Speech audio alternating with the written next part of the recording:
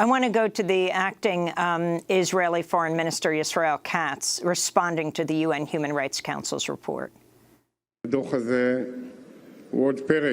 report is another chapter in the theater of the absurd, produced occasionally by the United Nations Human Rights Council, another hostile, mendacious, and slanted report against the State of Israel. It's a report based on distorted information in which the facts were not at all checked, whose only purpose is to slander the only democracy in the Middle East and harm our right to self-defense in the face of the terrorism of a murderous organization. The State of Israel outright rejects this report.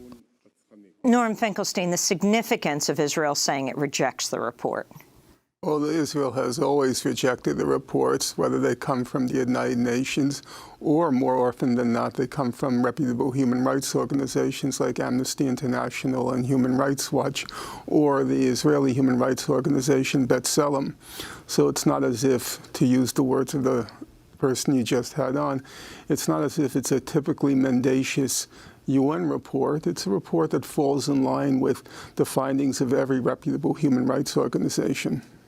What most struck you about this report? What most struck me about the report was it was remarkably honest. It was very forthright in its conclusions, and it didn't fake this kind of balance which most human rights organizations, even reputable ones, attempt between Israel and the United States. So just to take a couple of examples, it forthrightly stated that Israel targets intentionally children during these demonstrations. It targets reporters. It targets medical personnel. That's unusual. Allow me just two examples which you would be familiar with. So when there was the killings during Operation Protective Edge of the 4 children who were playing hide and seek. This was back in 2014. In 2014. Recently, The Intercept had an article on those 4 killings of the 4 kids, and had the story that they weren't really intentionally killed. It was an accident. It was a mistake. And same thing with the New York Times when it had the big story on Razan al-Najjar, which was quoted everywhere. The essence of the story was there was this Israeli sniper's bullet. It hit the ground, ricocheted, and then accidentally hit 3 Israeli medical personnel. It was a magic bullet because there was a huge crowd of people, but this magic bullet only hit 3 medical personnel. But this human rights report by the Human Rights Council, it's very straightforward. It says intentionally targets children, intentionally targets even disabled persons. And that to me was a credit to them, that there was no fake balance. If you look at the proportions, when it looks at the damages done to the people of Gaza, they devote 10 full pages. And then there's a section called Impact on Israel. It's 3 paragraphs. And that's exactly what the reality shows, that overwhelmingly, in fact, virtually entirely, all the infliction of death and destruction is on the Palestinian side. There were, for the period they covered, during the demonstrations, there were no fatalities during the demonstrations, and 4 Israeli soldiers were lightly injured. These are massacres. They're not conflicts, they're not engagements, they're just outright massacres of overwhelmingly unarmed, nonviolent demonstrators. This report comes out as the Attorney General of Israel says he's going to indict the Prime Minister, Benjamin Netanyahu. The significance of this? Well, the Israelis ignore the reports, so in that context, it's not significant. However, there is a critical significance. Namely, the International Criminal Court has had now 2 cases refer to it on the situation among the Palestinians.